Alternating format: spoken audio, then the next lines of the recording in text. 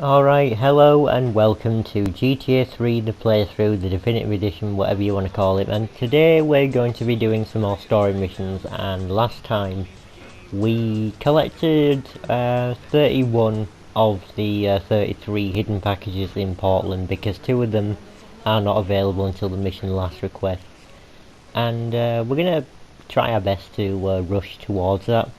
However, I'm basically going to be very careful about what I do and at what point in the game.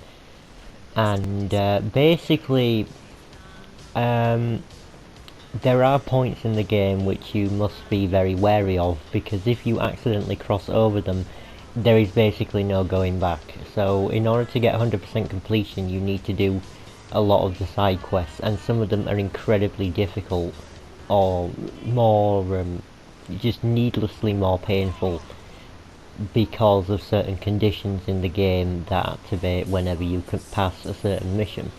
And I'll try my very best to explain what exactly happens when you complete which mission, as and when we do it.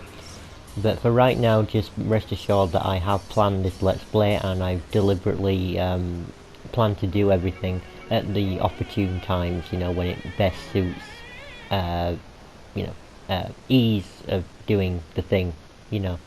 Yeah, no, Tony, I've tuned her real sweet. She purrs, you know what I mean? Oh, here's the guy I was telling you about.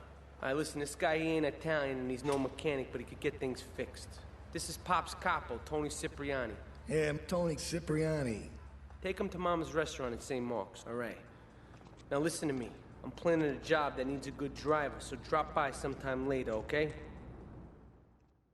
Okay, kid, drive me to the laundry in Chinatown first. I got a bit of business to take care of. Those washerwomen ain't been paying their protection money. And watch the car, Joey just fixed this junk heap. So no fancy crap, okay? Sorry about that, nothing that I said made sense there, did it? I'm going to try and do things at strategic points in the game where it will be easier than it would be at a later point in the game. You understand that? Right, good. So today we're doing Cyprian's Chauffeur. The next mission is going to be the Crook from Marty Chonks, whose phone missions are basically, well, they're very easy for a start. I mean, it is basically just free money. It's that easy. The only thing about the Marty Chonks missions, though, is I'll explain when we get into them. But for a start, we're doing Tony's first mission, which is actually, this isn't Tony's first mission, but it is the first mission where we meet Tony Cipriani. And after this mission is over, we will be able to take missions from him. He's basically one step below Salvatore Leone, the Don of the Mafia, and we just took missions from Joey, who is the Don's son. You know, Joey Leone, if I didn't say his last name. So yeah, this mission is relatively simple. I should mention though, I have been watching Let's Plays where missions are not simple. Let's Plays by Crazy4Games, which is a YouTube channel obviously, and I highly recommend checking out his stuff. I'm not promoting his channel or anything, he doesn't know about me, and I'll be very surprised if he ever gets on this video, or anybody who's heard of him gets on this video. But just for the record, I have been watching those Let's Plays with 6 stars also, and also the Rainbow Miser mod, and those have been very entertaining. Very difficult though with the 6 stars, especially in this game. Yeah. So now that we've done that mission, we'll go back and do Marty Chonks' first mission, which is the Crook. A nice easy mission. No real issue with this one. There's not many ways you can mess this one up. But yeah. And I'll explain what's what the deal is with Marty Chonks' missions when we get into it. I forgot, we have to go and answer the phone. Yep, that phone is ringing. That means you should go and answer it. The Crook. The name's Chonks, Marty Chonks. I run the bitchin' dog food factory around the corner. I got money troubles, but hey, who doesn't, right? I'm meeting my bank manager later. He's a crooked bastard that keeps bumping up the loan repayment so he can cut a slice. Take my car, pick him up, and bring him back here. I got a little surprise for that blood-sucking leech. Alright, so you may have noticed that there is no, there's no marker for Marty Tonks' missions, and I thought that that would have been one of the things that they would add in the Definitive Edition, but it appears that they didn't, or at least I haven't noticed it. So the reason why I missed Marty Tonks' missions in my first playthrough is because there's no marker for them, and I forgot they were even a thing. I knew that the phone would ring, but every single time I've been past Joey's, it never rang. That's because I was visiting it at the wrong sort of times. It's from like 9 o'clock in the morning in game time to, I think it's 5 o'clock in the afternoon. So throughout that time, the phone is ringing, but the rest of the time it's not ringing. Which means that you could miss it. It's not marked. So don't bother trying to look for a marker because there isn't one. You've just got to know that they're there, and I imagine that that would have frustrated a lot of people who want to do this game 100%. Now, Marty's missions are not impossible. You can do them at any point, really. I don't think they're made impossible or extremely difficult because of certain game conditions. However, I just forgot to do them in my original 2019 playthrough, which I'm not going to link you to. I know I keep mentioning it, but I'm not going to show you what that is, because it's not that I'm ashamed of it, it's just that I didn't do as well of a job as I think, as I thought I'd do on that one. I still completed all the story missions, but I did leave out some side missions, and obviously Marty Tonks, he was missing. And his whole deal is he turns people into dog food when you bring them back, so he kills them. He's got money troubles. Which is very, very understandable, considering it's canon that in GTA 3 dogs are banned in Liberty City. Right, I don't know about cats, but dogs, no, not allowed, so that's why the dog food business is basically just not working well. So it sucks to be him. Also, what else is banned is motorcycles. However, I believe that that was just an excuse put in by the developers because they couldn't be bothered working out how to put motorcycles in the game. Motorcycles made their first appearance in GTA Vice City, which is the next game we're hopefully going to be let's playing after this. However, it is quite a ways away. I'm not going to make any estimates on when it's going to be, but I would say generally next year, because we are approaching the end of 2021, right? It's November the 14th as I'm doing the commentary on this, so you might see this video on November the 14th, you might see it on the 15th to 16th, but point is it's very, very close to the end of the year, meaning I don't know if I'll finish GTA 3 before Christmas. I'm hoping so. Mission pass $1,000. GTA 3 is an easy enough game to let's play, but there are some missions that might trip you up, so, you know, I've got to deal with those as and when they come along. We're gonna go and do Tony's mission now, which is taking out the laundry. Oh, there's some money. I'm not gonna bother picking it up, it's only one piece of money, but I do sometimes pick up money from people I've run over, especially if they drop a lot, because sometimes they can. Alright, here we go. Taking out the laundry. Take a seat, kid. Take a goddamn seat. So the laundry won't pay any protection, huh? The triads think they can mess with me? Let's teach these would-be tough guys what it means to be a tough guy. No son of mine gets a by some triads. Sorry, Ma. Yes, Ma. I want you to destroy their laundry vans and mangle any triad gimp that gets in your way. 8-Ball can supply you with what you're gonna need. Alright, so I know he says go to 8 balls, but I'm not going to bother doing that because we don't need to. We've got the Uzi and we can use that to go and destroy the vans.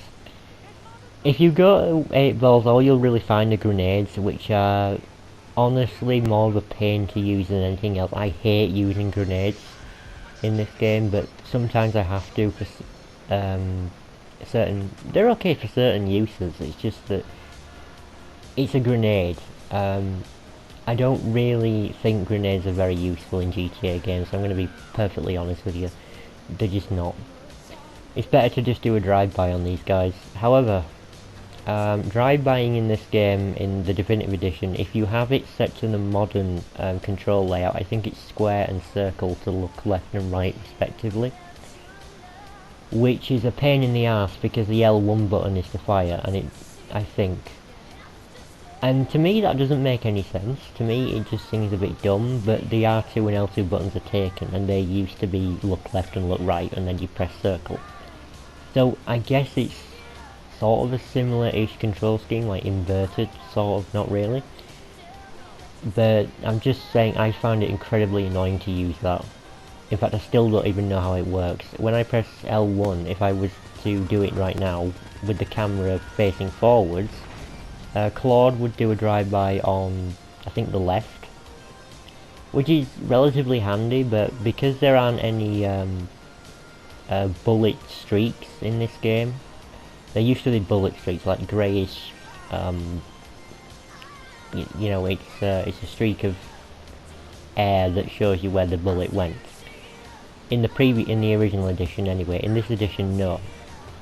So I can't really tell if I'm hitting them or not, because sometimes when I lean out the window to actually do a drive-by, I sometimes think, am I actually hitting them? Because I don't seem to hear the bullets hitting or see them, right?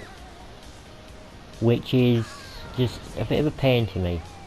Also, stay away from the vehicles, by the way, when you do set them on fire. Don't be tempted to shoot them more, because they will just blow up next to you and your goose is cooked. Like here, for example. There is a tap to sprint button option in this game. I recommend turning that to off, so then you hold down the X button to sprint like it was in the original, because if you have it on tap to sprint, you basically won't sprint fast enough to get away from trouble, if you understand what I mean. So leave it on, turn it off, turn off tap to sprint. It's much easier, much better. You could switch this to the classic control scheme, however I've gotten used to the modern one by now, except the drive-by. I still hate that. But yeah, that's why I'm not using classic, because I've got used to the modern one. I didn't even know classic was an option until I had a look in the menu. In fact, I didn't even know a lot of things are in this game until I've had a look. There's also a radio station wheel, which I thought, that's missing, but then I thought, oh. So anyway, I should clarify. In a article they did announce things like a radio station wheel would be one of the things that they added. And I've been... I only just discovered it in when I was visiting Staten Island for the first time. I held down right on the D-pad, and then that brought up the radio station wheel, and I was thinking, oh, there it is. Obviously we have a weapon wheel, which you hold down L1, I think, to get that. I think so. Don't quote me on it, just play the game yourself and do whatever it tells you, but yeah, he's blown up. I don't like the drive-by system. I'm kind of a bit disappointed in it, to be honest. I thought it was gonna... Oh, there's a Mr. Whoopi. I thought that they were gonna improve it, because they kind of made like a big deal out of it when they were writing the article. Oh, we improved the drive-by mechanics. Really? Or improved the shooting mechanics, sorry. Did you really? Or did you just make it more difficult for veteran players? I don't know. You're gonna have to work that one out for yourself, because for me, the moment that I popped this game in, I thought it might be on the classic control scheme by default. It's not. It's on the modern one. And I was kind of confused at how to shoot the first time. I was sort of... This is a bit precarious. it's a bit, I don't think it's the right time to do Mighty Chonks, no it's not. I'm also going to get some body armor, I think, from the docks. Let's see if I end up doing that, because this is all pre-recorded, so yeah, we are. Why is my throat acting up all of a sudden? I hate that. Sorry, I do apologise. If you're new to my content, sometimes my throat just gets a little... it feels like a bubble, and then I have to clear it, but it often just doesn't clear. Let's try again. There we go. There's some body armor, if you remember where that is. There's some near the docks. I don't know why it's still happening. I do apologise. There are other locations for body armor though, like near Tony's restaurant, which I may use. I'll basically just take advantage of any pickups that I'm near to, or that I want to go to, whenever we need it. But body armor does come in useful in this game. There's no reason not to pick it up. It's not gonna get in the way or anything. It's very useful. So, I will say a little, oh, are we going to be doing, what are we doing next? We're not doing Tony's next mission. Tony's next mission is called the Pickup. And the Pickup is the mission that makes the Triads hate you. If you haven't completed Trial by Fire by El Burro, the Triads will hate you after you complete the Pickup.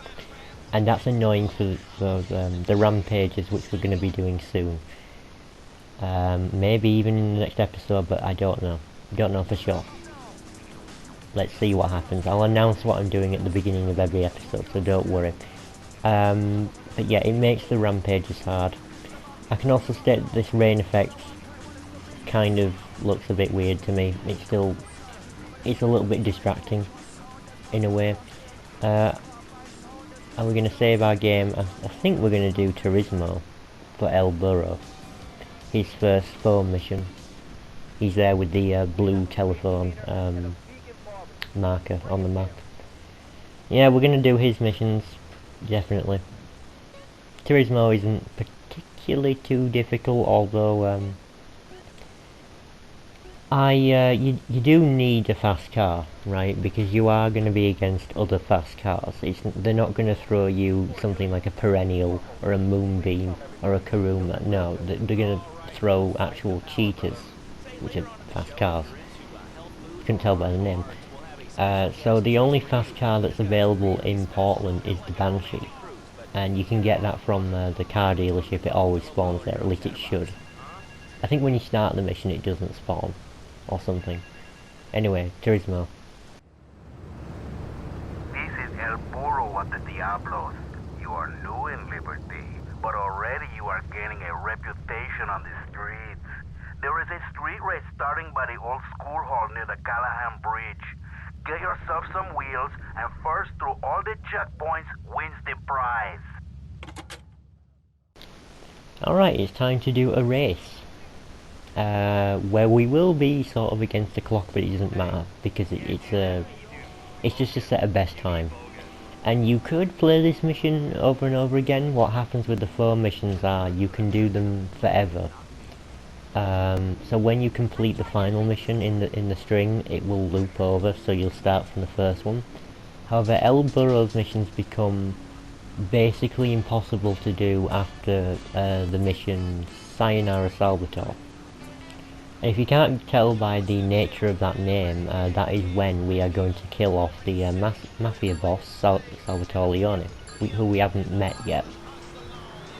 And I'm only saying that because there's no point having spoiler alerts, because this game is 20 years old, right?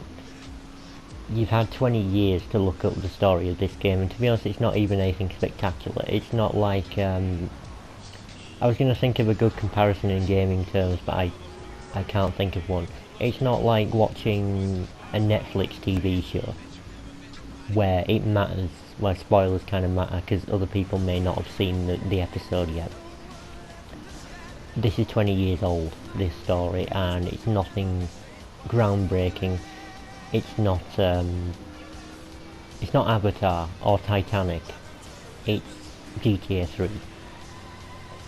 And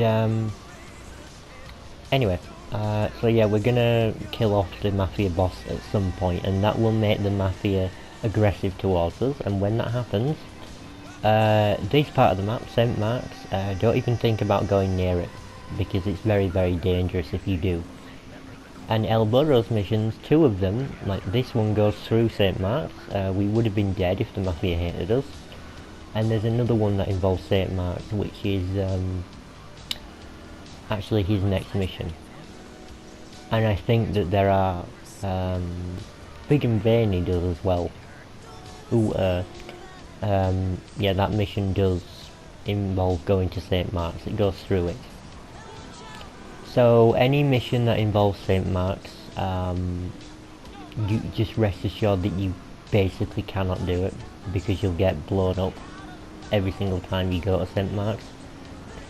And when we get to the point where Sayonara Salvatore happens, I will point this out again, just to remind you, because it is an important thing. It's one of the things that I think the developers realised later on in the franchise was a bit of a daft idea, right? In GTA 3, gangs will eventually turn hostile to you. That much is a given. Not every single gang, 2 of them don't, but 5 out of the 7. Yeah, that's correct. 2, you add 2 to 7, to 5 to get to 7, correct? I can't really do mathematics. Mathematics hate me, and I hate it. But yeah. 5 of the 7 gangs in this game will hate you. Which means shoot on sight kind of hate you, and Chinatown is going to be hostile territory.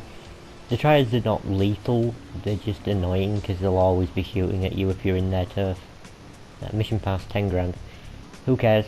We set a time of 180 seconds, but does it matter? It's exactly 2 minutes, isn't it? Yeah, that's exactly 2 minutes. Weird, alright. Unless I read it wrong, unless it miscalculated. I don't know, I might go back and check, I don't know. Next up we are going to do Marty Chonks' next mission, I think. I hope so. I think it's called The Thieves. Yeah? Maybe. By the way, this road, I hate going down this road because it's a very narrow road and there's traffic either side. Yeah. It becomes especially difficult if you're doing something like paramedic or vigilante or firefighter when you have to go down here. Yeah, just letting you know. Let's do... yeah, we're doing Marty Chonks' next mission, which is... I believe it's The Thieves, I could be wrong, hope so. Yeah, it's Thieves. I hired some thieves to break into my apartment and steal some stuff so I could claim on the insurance, as you do. The thieving bastards are threatening to tell the insurance company if I don't give them a cut. Can you believe it? I left the car inside the factory gates. Use it to go pick them up from their turf in the red light district. Then bring them back to the factory so I can make them see Marty's point of view. Alright, so like I said, Marty Chonks' missions are very easy, in fact criminally easy. In fact they're so easy, I sort of wonder why they're even here to begin with. They seem too easy for this game. There are ways to make extra money. There's no reason not to do these, they're not hard. It's just, I'm kind of wondering, they're so easy, it's like... it's almost as if they're tutorials in a way, they're that easy. But I don't really get what it's supposed to teach you. Is it supposed to teach you how to use the Crusher? Because there is a mission coming up, I think in maybe the next episode or the one after, I don't know, that does teach you what the Crusher's for. The Crusher is basically another way you can make money. There is also an achievement in the Rockstar Social Club for crushing a certain number of vehicles, I think it's like 20. I think there's also a trophy as well, on Sony consoles anyway. So, yeah, it's another way to make money. You don't make a lot of money from the crusher, I don't think. I don't think there's any cars that are particularly worth looking out for to go and crush to get some money, but it's there if you want to do that. It doesn't sound difficult, you just have to take the car to the crusher. The only problem is that the crusher is in Harwood, which is dangerously close to St. Mark's, so yeah, it might not be that good of an idea to go there. And these two guys are going to get turned into dog food. Alright, it's not explicitly stated, well it kind of is, yeah, it kind of is explicitly stated later on that they are going to be turned into dog food. That's what happens when he kills them. But,